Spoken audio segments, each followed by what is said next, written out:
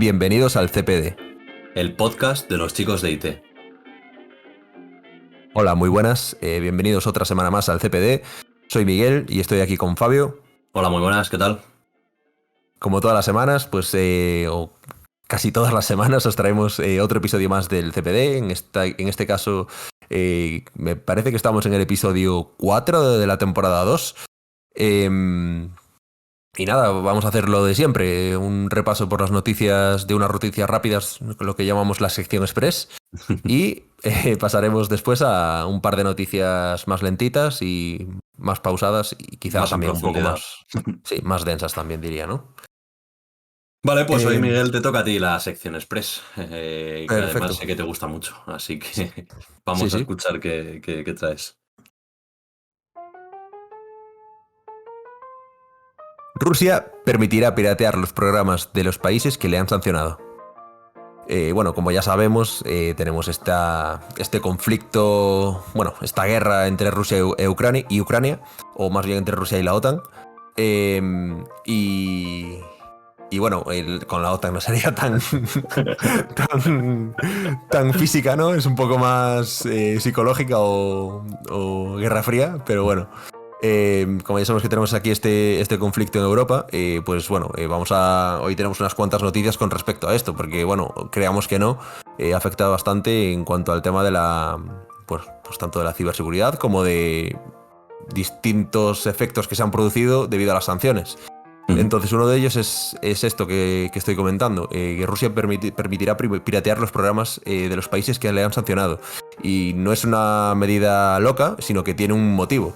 Bueno, el conflicto este que estamos viviendo en Europa tras la invasión de Ucrania está teniendo todo tipo de sanciones relacionadas con la tecnología, que bueno, recientemente muchas compañías han puesto sanciones a Rusia, pero bueno, como ya sabemos, Putin está tomando sus medidas de contraataque, ¿no? Para intentar paliar lo máximo posible estas noticias.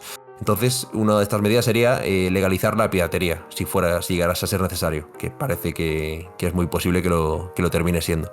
Como documentaron, el plan de acción prioritario para garantizar el desarrollo de la economía rusa en condiciones de presión de sanciones externas, elaborado por el Ministerio de Desarrollo Económico de Rusia,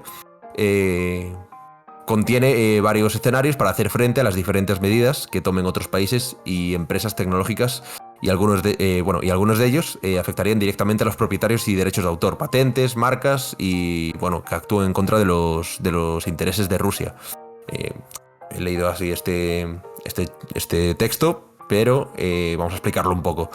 ¿En qué se resumiría un poco esto? Pues que Rusia tomaría medidas que, obviamente, si yo tengo por ejemplo, un sistema operativo, tengo un programa o lo que sea, y el gobierno de Rusia permite piratearlo, pues se van a ver infringidos mis derechos de autor. Según la ley rusa, antes del inicio de la invasión a Ucrania, el software sin licencia es ilegal. Sin embargo, con estas nuevas medidas, la piratería de software sería legal para los casos en los que no existan alternativas rusas. También el político Dmitry Yonin habría sugerido que, ante la negativa de las empresas occidentales a estrenar nuevas películas en Rusia, tal vez los ciudadanos podrían recurrir al sitio de torrents RU Tracker. O sea, siendo como The Pirate Bay. Sí. Para los europeos, ¿no? O sea, para los europeos de Occidente, más bien, o del oeste. Y bueno, esto sería un poco el resumen. No sé qué te parece, Fabio. Como ya sabemos...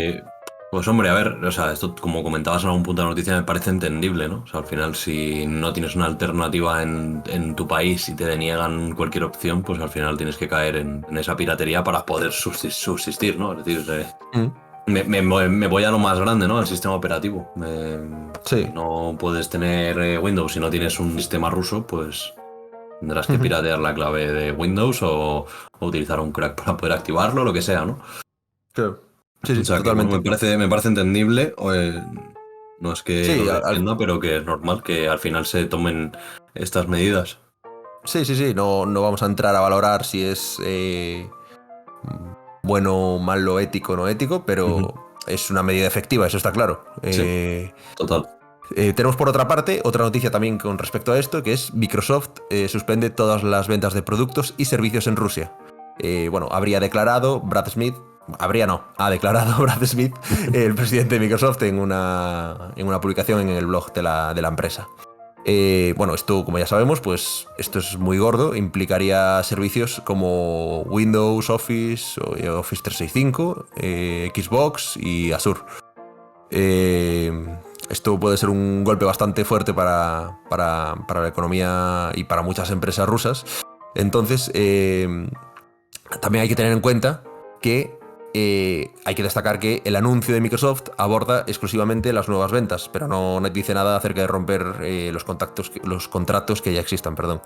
Vale. No se especifican ninguna razón en esta decisión, pero bueno, tendría un impacto mucho mayor si suspendieran ya todo el soporte tecnológico contratado por Rusia, bueno, por las empresas de Rusia, incluso por el gobierno, por todos. ¿Cuál es el problema también de se hunde Microsoft antes que Rusia. Eso también, ¿no? El problema de estas sanciones es que al final también no solo afectan quiero decir, aunque quieras atacar a un gobierno, al final no solo atacas al gobierno, sino que atacas a un montón de particulares, de empresas, de mucha gente, vamos. Claro. Que bueno, al final van englobadas dentro de un país, ¿no? Pero... Sí, bueno, pero incluso, no, o sea, me refiero, al final... Yo como empresa en España puedo contratar a una empresa rusa para utilizar un servicio suyo que está alojado en Azure, por ejemplo. Sí. Y si Microsoft cancelase, ¿no?, como los contratos ya pasados, pues al final está repercutiendo sí en la empresa rusa, pero en la empresa del ciudadano español también, ¿no? Por ejemplo, o sea, que al final... No creo que... O sea, dudaría mucho que Microsoft llegara a llevarse a cabo esto, ya que yo creo que sería un golpe demasiado duro, ya que, bueno, ahora lo que voy a hacer ahora un comentario, y básicamente porque sería directamente vender todo el mercado ruso. O sea, no creo que si tú haces eso, ninguna empresa, o muy pocas, vuelvan en cuanto se terminen estas sanciones o lo que sea, vuelvan a utilizar o a aprovechar los servicios de Microsoft. Porque corres ese riesgo constante de poder perderlo. Sí, como quieran invadir otro todo. país, chao, claro. Sí, tal cual. Entonces, lo que quería comentar también para justificar un poco esto que estoy diciendo es que ¿por qué perdería Microsoft todo el mercado? Porque Rusia también lleva trabajando ya una década, como ya sabemos, en una transición a Linux, muy parecido a lo que está haciendo China. Iba a decir la República Popular China, pero China. Que en su caso, en el caso de Rusia, no termina de finalizarlo. Entonces van a tener que acelerar esto si quieren evitar verse afectados a la larga. Y bueno, era un poco eso para aclarar ese punto.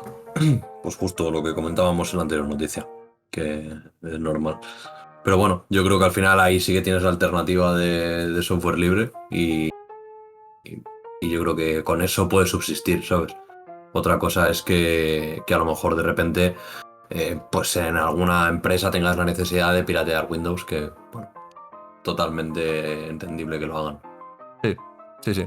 Y bueno, para cambiar de tema vamos a seguir un poco con una noticia distinta, que no trate sobre el tema de Rusia y Ucrania, que es con el titular siguiente. Descargar una película supuso el robo de 6 billones de euros en criptomonedas. La Guardia Civil detiene a los delincuentes. Durante su jornada laboral, uno de los empleados de Together, plataforma española especializada en criptodivisas, se descargó una película a través de una página web no muy fiable, según parece, y es que el tema es que la película contenía el troyano Nanocore, un malware que, instalado en la red de la empresa, pues se encargó en este caso, y se encarga de recopilar todo tipo de información, contraseñas, perfiles, números de teléfono, etcétera. Los delincuentes no actuaron en ese mismo momento, sino que esperaron hasta el 31 de julio, en este caso esto fue en 2020, para realizar el golpe, lo cual fue bastante acertado porque era en el momento en el que la mayoría de la empresa estaba de vacaciones. Recordemos que 31 de julio empieza agosto, la gente coge vacaciones en esa época normalmente. En ese momento, a través de varios equipos realizaron la transferencia de las criptomonedas a sus carteras digitales con un robo por un valor de unos 1,3 millones de euros, cuya cantidad a día de hoy tendría un valor de unos 6 millones de euros. O sea, eran 1,3 millones de euros con el valor de las criptomonedas de ese momento. Sí. Ahora serían, pues eso, equivalente a unos 6 millones de euros. Para blanquear el dinero, pues bueno, se utilizó una red de carteras digitales y así transferirlo en varias partes. Sin embargo, bueno, tras el robo dejaron carteras inactivas por un tiempo para pasar desapercibidos.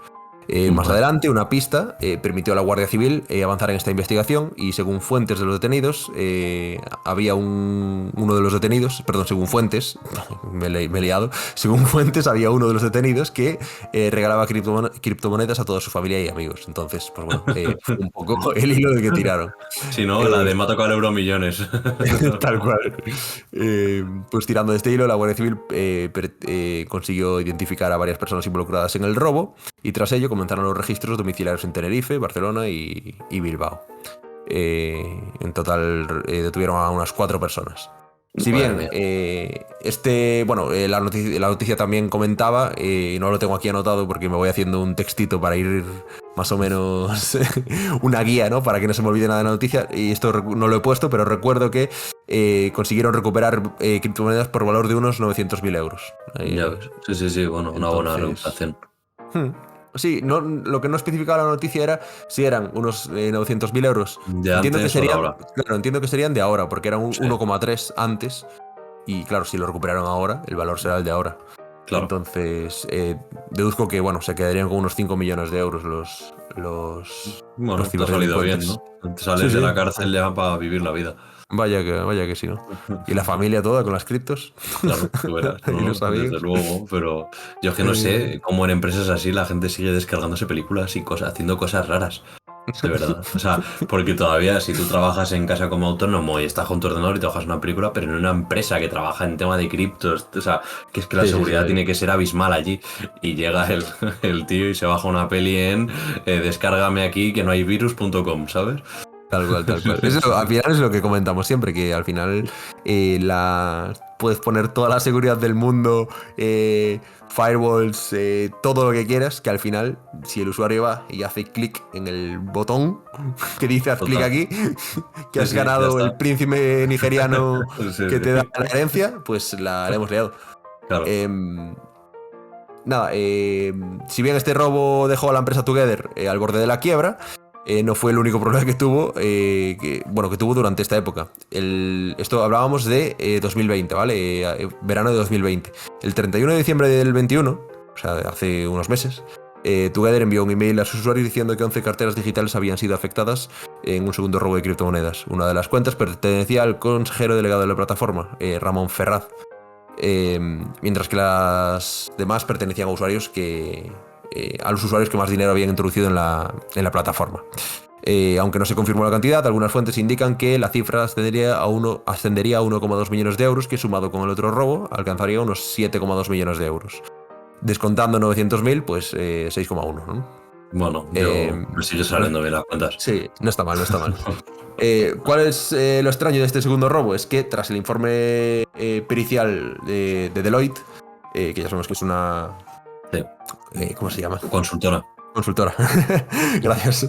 Es una consultora. Se concluyó que no hubo ningún ataque externo, con lo cual todo indicaría a que alguien de la empresa tuvo que ver en ello. Además, unas semanas después de las detenciones, fue cuando se llevó a cabo este ataque. Este robo, sí. Sí, este ataque, sí, efectivamente. Pues un poco fuerte, ¿no? Entonces, según parece, también, esto es pura especulación, ¿vale? Este último trozo, que estoy, después de hablar de que el dinero total que han robado, esto todo es especulación, ¿vale? Que he leído por ahí. También se rumoreaba que Together iba a convocar una reunión para cesar a Ramón Ferraz, que ha sido al que le han robado el dinero. Entonces, pero se acabó cancelando. Entonces, a saber. A saber qué rollos hay ahí. Pero vamos, hay que ser muy valiente para robar tú en la propia empresa un poquito después de que la Guardia Civil haya detenido a unos hackers, ¿no? que te han robado hace años. O sea, Sí. no sé, ¿no estás viendo el final de la misión? O sea, Habrá sido el mismo el que descargó sí, la película. total, ha dicho, bueno, ya no me vuelven a entrevistar. Sí, de Perdidos al Río. Madre mía. Y hasta aquí Vale, estaría la sección Express. pues perfecto, Miguel. Pues yo ahora voy a contaros alguna noticia un poco más larga. Volveré al conflicto de Rusia y Ucrania. Así que, bueno, voy a leerte ya el titular, ¿vale? Perfecto.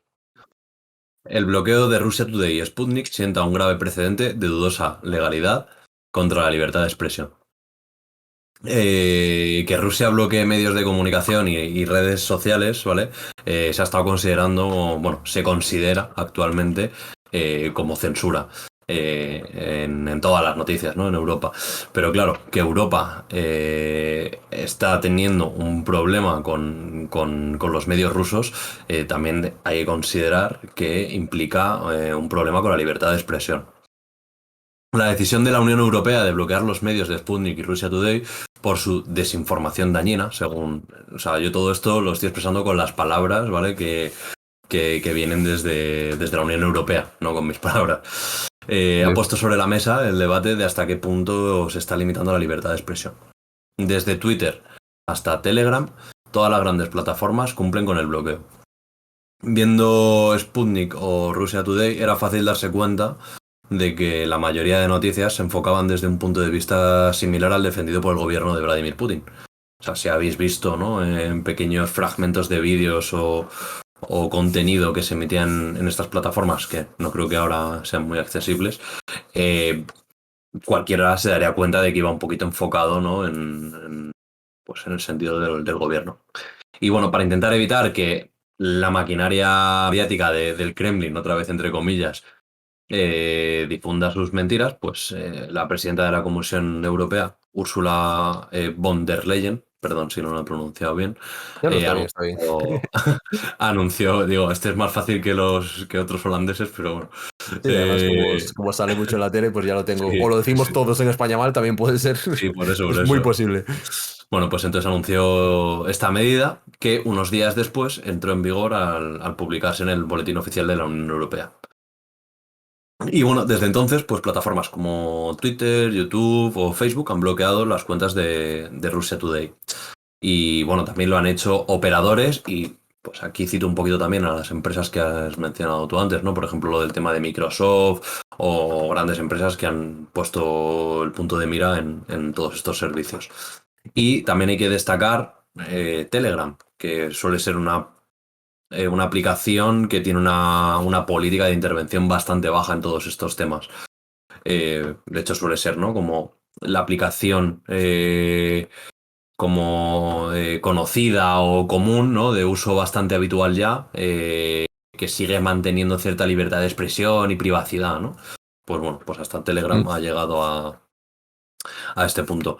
Esta medida, desde la Unión Europea, lo catalogan como una medida excepcional, ¿vale? En el artículo nos lo ponen un poco entre comillas porque, bueno, vamos a ver las diferentes opiniones que han empezado a surgir.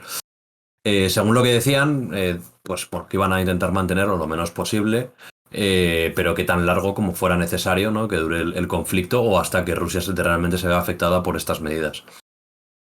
Eh, Comentaban que debía ser una excepción única, pero que claro, que hay una guerra, ¿no? Entonces lo justifican de esa manera. Esta excepcionalidad, perdón, ha quedado patente con la posición de varios políticos de distintos países que expresaron su preocupación por la libertad de expresión y por las posibles contramedidas contra los periodistas de la Unión Europea en Rusia. Pero bueno, claro, ¿qué pasa? Que aunque tú te quejes, ¿no? O digas que, ojo, que esto puede significar estar guardando la libertad de expresión, nadie quería entrar a defenderlo como tal, un medio ruso que sabían que llevaba bueno, la vía o la política de Putin, ¿no? O sea, a Claro. ver qué político europeo llegaba y decía, pero ¿cómo les vamos a bloquear, ¿no? Que esto es Mm. coartar la libertad de expresión. Pues claro, pues nadie se dignó a quejarse más allá de opinar y bueno, pues se acabó aprobando este bloqueo. Eh, por primera vez en la historia moderna, los gobiernos de Europa Occidental están prohibiendo medios de comunicación. Eso es algo que han criticado mucho desde la Federación Europea de Periodistas. Mm. Decían que conviene recordar que la regulación de los medios de comunicación no es competencia de la Unión Europea y que creen que la Unión Europea no tiene derecho a otorgar o retirar licencias de transmisión, que esta es una competencia exclusiva de los Estados. Obviamente no estamos aquí para decir si esto es verdad o es mentira, no tengo ese conocimiento, pero bueno, desde la Federación Europea de Periodistas sí que han manifestado esa preocupación y han expresado pues esto que he comentado. También dicen que este acto de censura puede tener un efecto totalmente contraproducente para los ciudadanos que siguen los medios prohibidos y que en su opinión siempre es mejor contrarrestar la desinformación denunciando sus errores fácticos o mal periodismo demostrando su falta de independencia financiera u operativa, destacando su lealtad a los intereses gubernamentales y su desprecio por el interés público. ¿Vale? Mm. Esto era un poco, para que os hagáis a la idea, es un poco neutral, ¿no? Lo que teníamos aquí en Sí. España, tenemos algún podcast en el que lo comentábamos. Neutral era una página en la que tú podías buscar diferentes artículos. Bueno, Neutral es una empresa, ¿vale? Pero tienen una página web en la que, si digo, a lo mejor alguien lo está escuchando que sabe lo que es Neutral y dice, ¿cómo que es una página? Tiene una página en la que tú podías consultar si una noticia era fake o no era fake. Entonces no hacía falta censurar una página web. O sea, es como si me dices que cierras el Mundo Today porque son fakes y la gente le puede entrar el pánico, Sí, se ¿no? las creen, vamos. Pues tú tendrás que, no sé, ofrecer medios en los que tú puedas comprobar si algo es un fake o no es un fake. Sí, aquí estoy totalmente de acuerdo contigo y como que lo veo bastante mal el tema de censurar medios. O sea, sean más justos, más injustos, siempre y cuando no promuevan un claro mensaje de odio. O sea, no vamos a... No, por ejemplo, si hablásemos de un periódico que fuera pues racista directamente o alguna historia así, pues Sí, obviamente sí. Y eso seguro tendría que que de ser. eso lo hay y están abiertos, o sea, me refiero. Sí, sí. Que ahí podría entender, Se me ocurre alguno. como bien dices, ahí podría entender perfectamente que digas, oye, esto se cierra porque estás cometiendo un delito de odio, ¿no? Eh, Exactamente. pero bueno, que al final tú informes, o sea, Es muy sin grave, ¿eh? meterme en un tema político, pero yo creo que precisamente en nuestro país desde siempre se ha hablado, ¿no? De cadenas de televisión asociadas a partidos políticos, ¿no? En plan, esta cadena es de izquierdas, esta cadena es de derecha. Sí.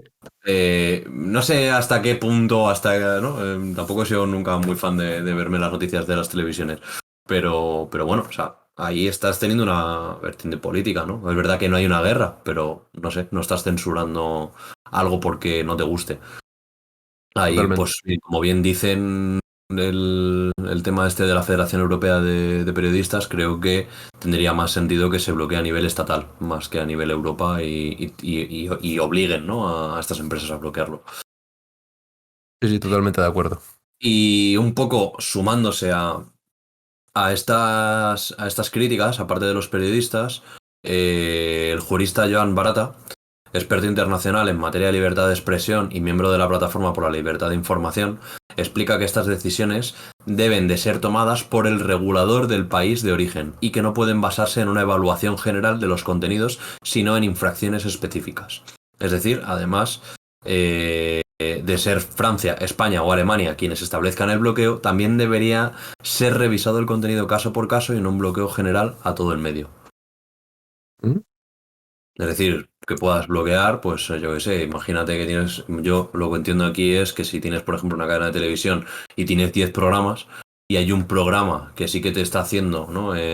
Pues un delito, por lo que sea un delito de odio, no puedes censurar a la cadena, sino tendrás que censurar al programa, que es un poco lo que yo también entiendo dentro de la libertad de expresión. O sea, ¿por qué tiene que cerrar Antena 3 si el programa de las 3 es el que tiene el delito de odio, ¿no? No Claro. lo sé. Sí, a ver, al final hay que entender que también la cadena tendría cierta responsabilidad, pero no toda la responsabilidad. Sí, bueno, Entonces, pues una multa una económica, ¿no? multa, Por una permitir sanción, lo que totalmente de sea. acuerdo. Pero al Totalmente de final acuerdo. hacer que no se pueda ver, o sea, es que realmente creo que, esto ya es un debate mío, ¿no? Pero creo que en estos momentos de... que es verdad que es un momento pues muy diferente con una guerra, pero creo que nunca hay que perder de vista la libertad de expresión bueno, y la capacidad que podemos tener para informarnos, sea cual sea nuestra postura política, ¿no? O Mm. sea, que al final es un problema muy grande que se empiecen a tomar acciones así con la justificación de no, es una guerra. Entonces, ¿qué? En una guerra también pues empezamos a obtener toda la información de todo el mundo, ubicaciones en tiempo real, ya grabaciones de Claro, llamadas, o sí. sea, Estas son las cosas hay típicas unas líneas, que ¿no? criticamos a otros países, pero que después nuestros países también hacen. Sí, sí, Quiero decir, totalmente, total. que Rusia lo haga, pues bajo mi punto de vista, que ya ha sancionado a medios externos y bloqueado y tal, no excusa que nosotros lo hagamos. O sea, Eso es. no excusa, no No justifica. justifica. Gracias. Y después pues, también hay otra que estamos todo el año criticando a China por hacer estas cosas y ahora de repente, pues, Sí, sí, pues bueno. totalmente. Que no, y que no es la primera guerra que se está viviendo, o sea, que no, que no es una medida excepcional, me refiero que yo no sé, en el resto de guerras no he visto tanta información o tantas medidas de que lleguen, siempre hablando, ¿vale? No, ya no políticas económicas, ¿no? Siempre hablando de políticas ligadas a la libertad de información o bloqueos digitales, no sé. En Sí, sí, fin, yo sí. creo que esto es un tema que podemos estar aquí debatiendo horas, que tampoco vamos a alargarnos mucho más. Pero bueno, que me parece importante estar un poco atentos pues a qué pasa con estas cosas, porque bueno, pueden traer repercusiones en el día de mañana. Totalmente, totalmente, Fabio. Bueno, lo primero, perdona Miguel, porque tenía problemas con el micro y yo creo que ya se han resuelto, ¿no? ¿Ahora me escuchas bien? Sí, perfectamente, Fabio. Vale. Bueno, pues la anterior noticia me habréis escuchado. No mal, pero un poco raro. Esta es mi mejor voz. No con la calidad a la que estemos acostumbrados, Eso claramente. es. Y bueno, yo creo que ya es hora de, aunque es verdad que está en todos lados, ¿no? El tema de Rusia y Ucrania. Hay más noticias en el mundo de la informática y vamos a dejar un poquito eso apartado. Y quiero hablar de la otra noticia que traigo hoy, que es de mi queridísimo Windows. La verdad que es una noticia que cuando Ujú. la leí dije, madre mía, eh, voy a leerte el titular, ¿vale? Y así ya te ríes un poco conmigo. Adelante, adelante. Windows 11 recibe nuevas funciones con su última actualización y soluciona el bug que dejaba datos sin borrar tras formatear. Maravilloso. Ya que sí. Bueno, la noticia nos cuenta que Microsoft ha liberado la última actualización acumulativa para Windows 11. Con el parche de los martes de marzo, viene el número del parche, ¿vale? Que sería, bueno, por si... Esto lo voy a decir por si alguien es muy friki y quiere buscarse el parche. KB 5011 493. Y comentan que se han añadido nuevas características interesantes y además se han solucionado múltiples fallos. Uno de los problemas que esta actualización soluciona es la persistencia de algunos datos tras formatear el ordenador, a través de la función restablecer este equipo desde la configuración. Este fallo afectaba a Windows 10 y a Windows 11. ¿Vale? Tanto en Windows 10 como en Windows 11 cuentan con una función llamada restablecer este equipo, que básicamente hace lo mismo que lo que haría si formateáramos el PC e instalaríamos un Windows de nuevo. Esta característica tiene dos modos, uno en el que puedes borrar todos los archivos y otro que te permite conservarlos. En el primer caso, Windows no estaba actuando correctamente. El bug en cuestión afectaba a las carpetas de OneDrive que el usuario tuviese sincronizadas con la nube de Microsoft. Tras restablecer y elegir deshacerse de todo, estos datos persistían.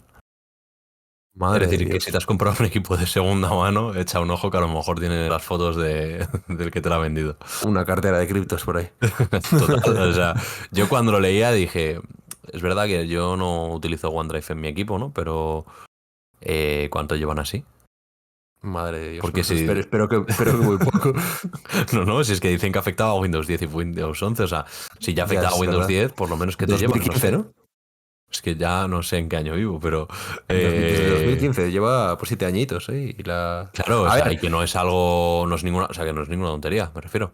no, Que yo cuando elimino un es- usuario a nivel empresa, estoy eliminando todos sus datos, no por entrego el ordenador a una persona. O sea, es que... no A sé, ver, es que, tenemos que pensar que Microsoft es la empresa que sigue teniendo, no sé si ahora en Windows 11, pero en Windows 10 sigue existiendo la forma de romper las contraseñas con las sticky keys. que podías Sí, hacerlo pues desde Windows, creo que XP, desde 7 por lo menos.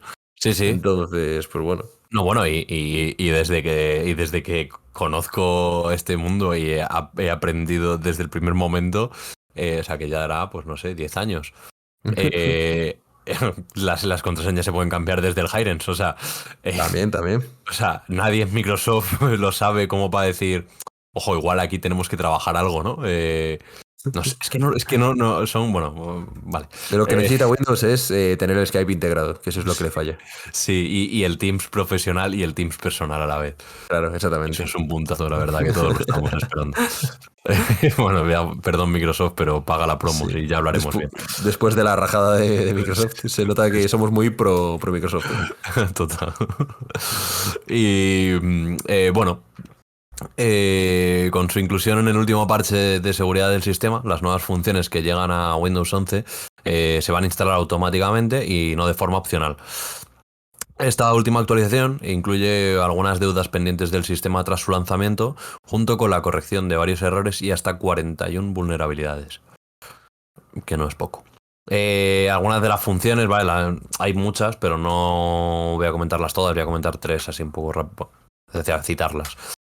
Una de ellas que a mí, la verdad es que me ha gustado, porque lo estaba pensando desde hace mucho tiempo y cuando la han puesto dichando, mira qué majos, que es que del reloj y la fecha aparecerá en la barra de tareas de todos los monitores conectados.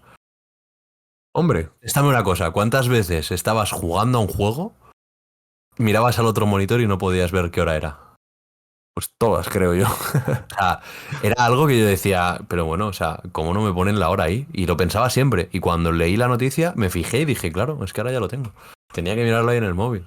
Pues, Claro, aunque tengo que decir a favor de Microsoft que, bueno, tampoco es a favor de Microsoft, no, pero es que yo solo yo tengo marcado lo de quitar la barra en los amigo. otros monitores, solo la tengo en mi monitor principal.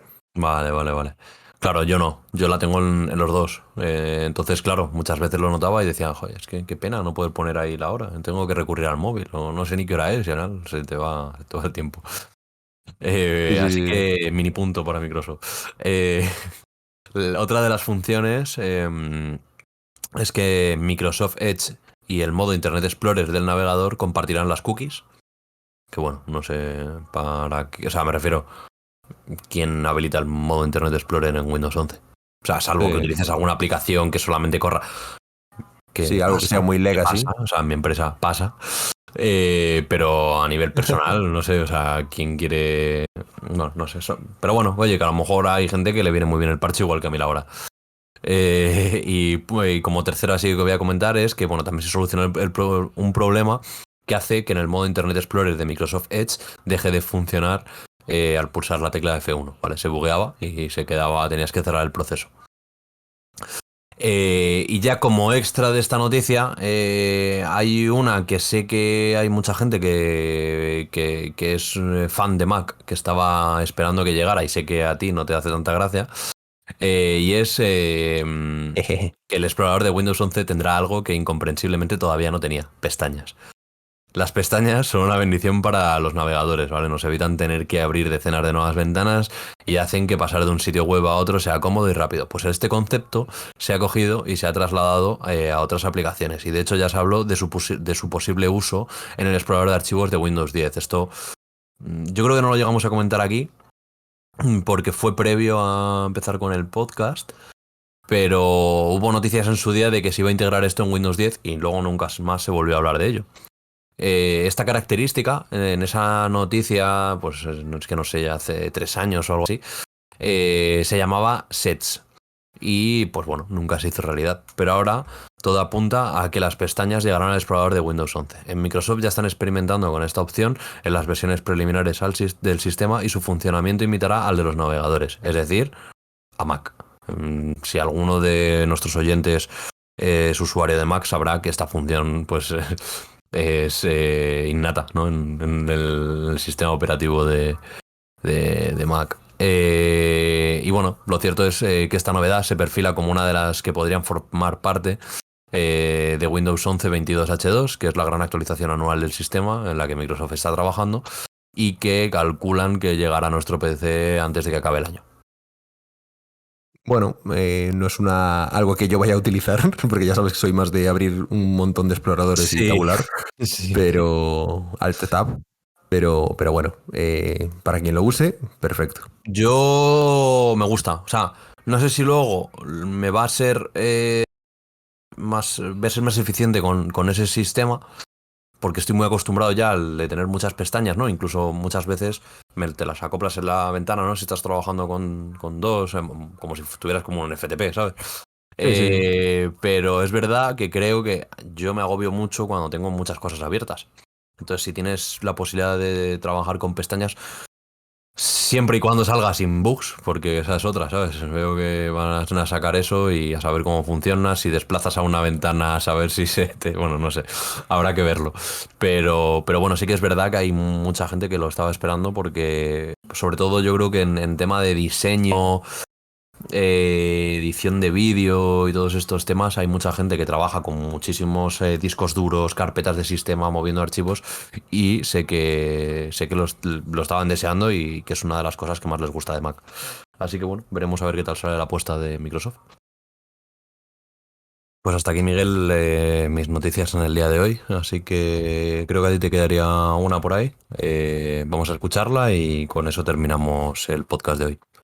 Bueno, pues la última noticia es un poco sobre tema de ciberdelincuentes, como todo el tiempo, mis noticias, ¿eh?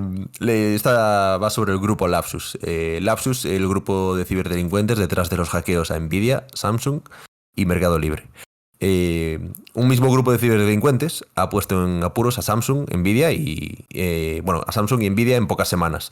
Este grupo es Lapsus.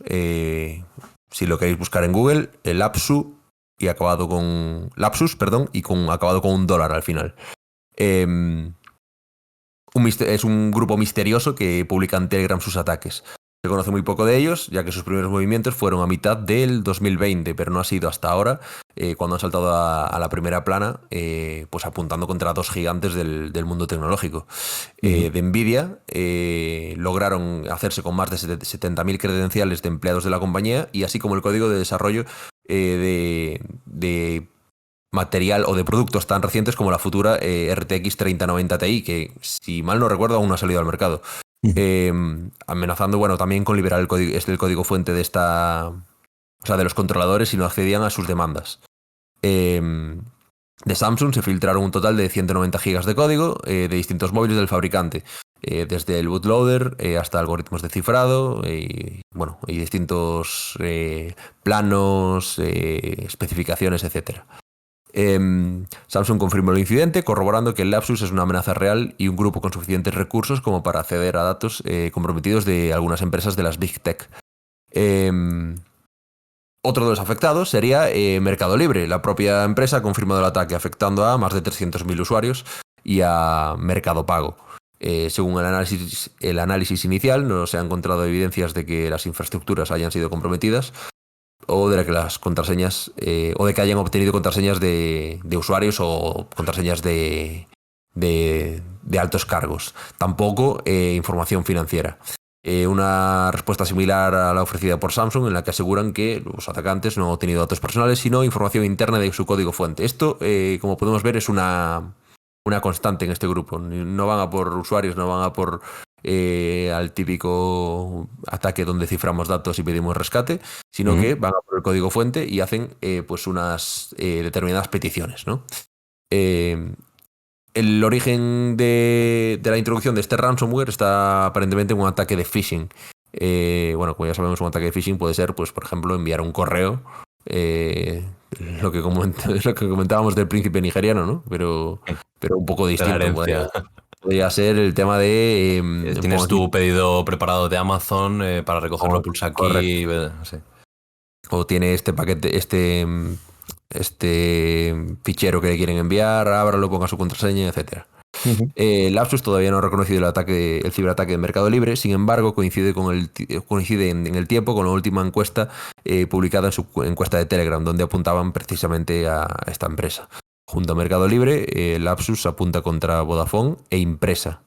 Del operador no se tiene constancia de un ataque, pero Impresa, es una compañía matriz de medios portugueses como Expreso o SIC Noticias, sí ha notado una intrusión en sus sistemas, teniendo que bloquear temporalmente sus páginas web.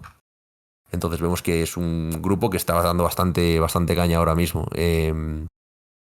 Lapsus no parece seguir la tónica de otros grupos de ransomware, como he comentado hace un rato. En lugar de pedir un rescate para evitar la publicación de los datos, los intereses de Lapsus van por solicitar acciones como, en el caso de Nvidia, dar facilidades para poder minar criptomonedas. Lo cual es un poco extraño. O sea, quiere decir, van mucho más allá, es algo más... da la sensación de ideológico que de... Yo lo que te iba a decir, que me pegaba más hacia un grupo como Anonymous más que Sí, es como... a lo que estamos acostumbrados. Sí, no es una causa muy noble, ¿no? En plan, dar facilidades para criptar criptomonedas. Sí, obviamente, pero sí, que va más allá de dame dinero, ¿no? Bueno, sí, es lo mismo, pero también estás facilitando como ese trabajo a más gente, ¿no? sí, tampoco es la petición inmediata, ¿no? De pedir dinero.